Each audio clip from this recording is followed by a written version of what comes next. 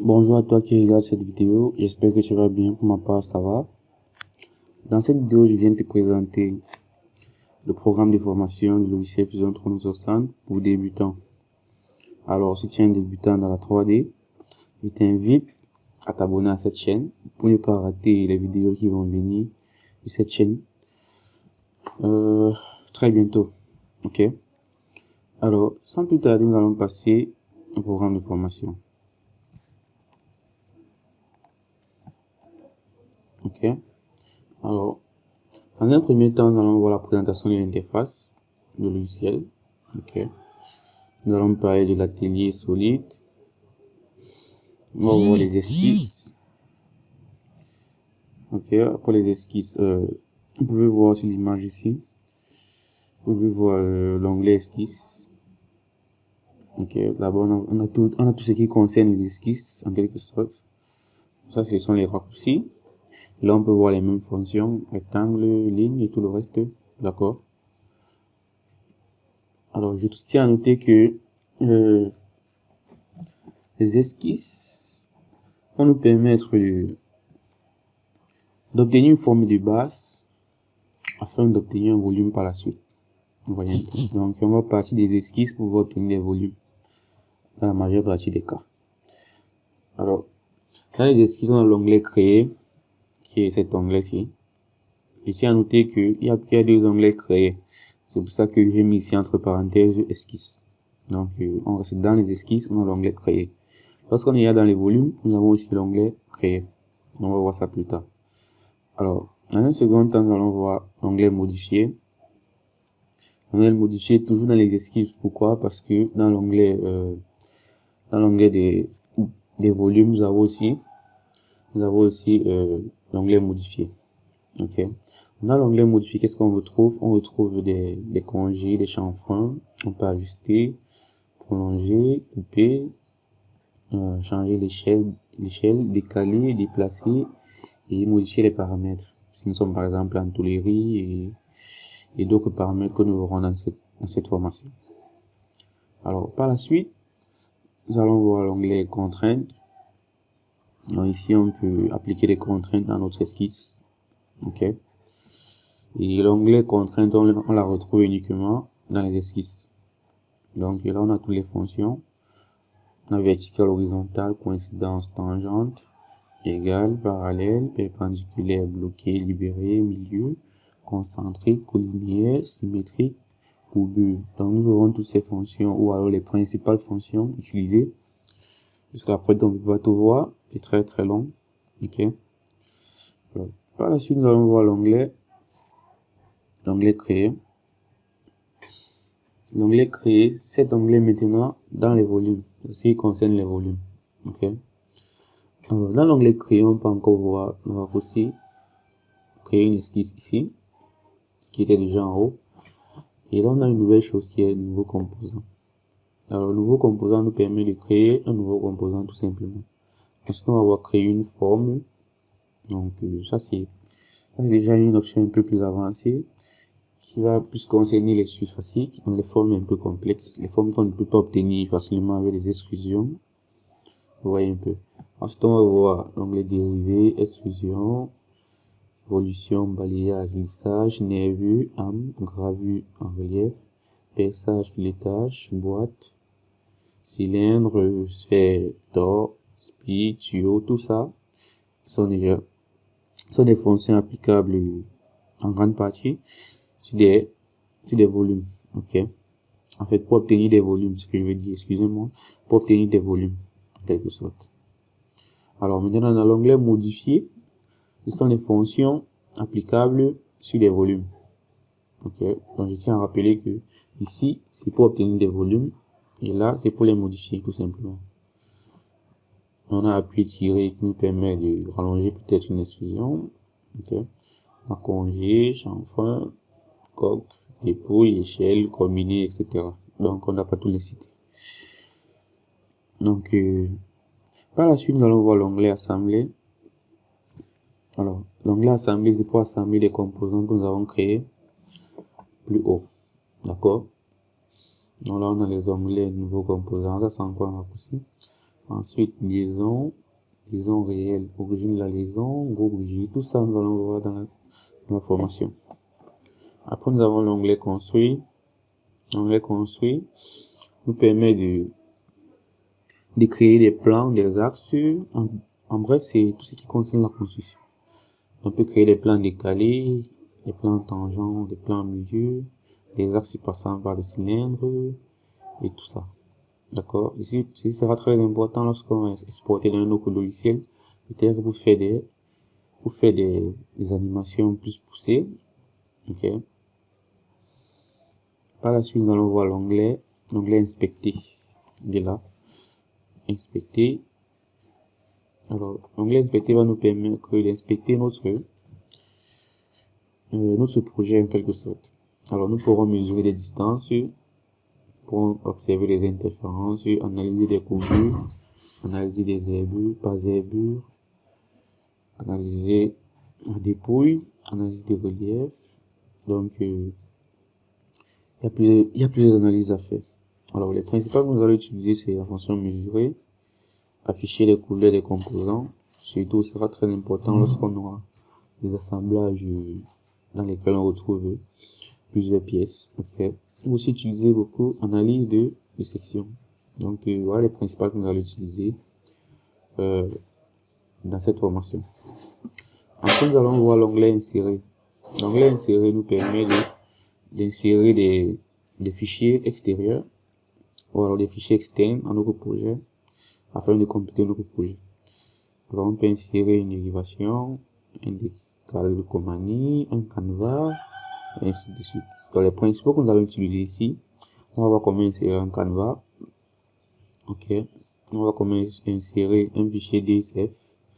On va voir comment insérer un composant Mastercard. Ça, c'est une partie très importante. Pourquoi? Parce qu'un composant Mastercard, c'est une pièce en c'est une pièce. Ok. Donc, ça nous donne accès au toolbox de Fusion 360. Et là-bas, on peut retrouver beaucoup de pièces, énormément de pièces telles que les vis, les goupilles. Nous n'aurons pas à les dessiner à chaque fois.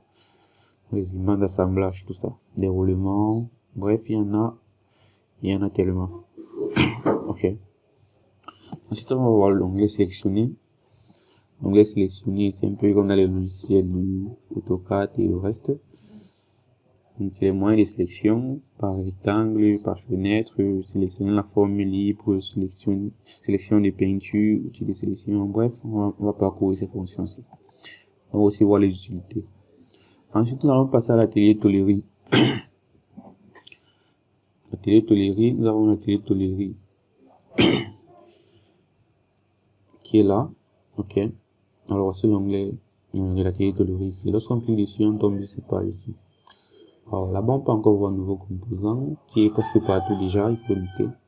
Ensuite, on va voir les esquisses. On va voir bord tombé, éclaté, tout ça, extrusion. Ok. Donc, l'atelier tôlerie nous permet de dessiner les éléments en top. Tout simplement des formes pliées et tout ça. On pourra facilement les obtenir dans l'atelier tôlerie. Par la suite, nous allons attaquer le surfacier, l'atelier en surface. Le surfacier nous permet aussi d'avoir les formes complexes, les formes qu'on ne peut pas facilement obtenir avec les extrusions basiques. Ok. On va voir l'atelier utilitaire. Ici, on voit comment dessiner des engrenages à partir des compléments créés. Ici, on peut encore voir l'onglet inspecter. En fait, l'onglet mesurer, l'onglet mesurer. Là, c'est encore l'icône de la fonction mesurer. Ok, on peut encore voir changement de couleur et tout ça. Bref, les raccourcis qu'on a vu précédemment. En ce qui concerne Airfoil et isométrie sont des plugins que j'ai eu à ajouter à mon logiciel. D'accord. Alors, par la suite, nous allons voir les animations. Ok. Nous allons attaquer l'interface d'animation du logiciel Fusion 360. Après, nous allons voir les exercices d'application. Donc, nous allons faire beaucoup d'exercices concernant la modélisation. Alors, étant donné que il y a pas mal de vidéos sur YouTube concernant le logiciel Fusion 360. Ici, là, nous n'allons pas répéter les trucs que les gens ont déjà refait. Ici, on va beaucoup plus attaquer des projets, des projets complets. D'accord? On va voir comment commencer un projet et le terminer dans un seul fichier. Ça, c'est d'abord l'avantage du logiciel Fusion. Alors, si tu n'as jamais entendu parler du logiciel Fusion, c'est pour moi le logiciel le plus puissant en ce qui concerne la 3D pour les débutants. Je précise bien pour les débutants. Et si quelqu'un veut faire la 3D avec une bonne précision, ok, je recommande vraiment ce logiciel. Pourquoi? Parce qu'à partir d'ici, tu peux faire tout ce que tu veux dans un seul fichier. Donc, par exemple, si on a un assemblage, ou alors, je veux dire, un mécanisme complet, nous n'allons pas faire comme dans les logiciels SolidWorks, Inventor, dans lesquels on dessine les pièces à part, et après on ouvre une interface assemblage pour importer chaque pièce et pouvoir les assembler.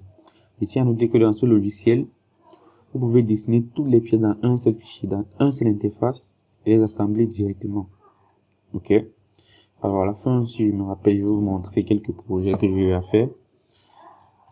Quelques énormes projets que j'ai eu à faire dans un seul fichier et qui auraient tellement été compliqués avec des logiciels tels qu'Inventor, SolidWorks, Katia et tout le reste. Ok. Alors, par la suite, on va voir comment quitter de la 2D à la 3D AutoCAD. Donc, comment quitter d'une 2D AutoCAD, donc une mise en plan qu'on a fait dans AutoCAD, un dessin 2D qu'on a fait dans AutoCAD, et obtenir la 3D dans le logiciel Fusion 360. Ça, c'est aussi très intéressant. Ensuite, on va voir comment travailler avec les modèles importés. Ok. Et enfin, on va voir quelques projets de conception complet. Ok. Ça, c'est le plus intéressant. Alors, nous n'allons pas répéter ce que les personnes ont l'habitude de faire dans les formations pour vous retrouver sur la toile. On va un peu faire quelque chose de différent. Nous allons attaquer un projet et le terminer. Ok.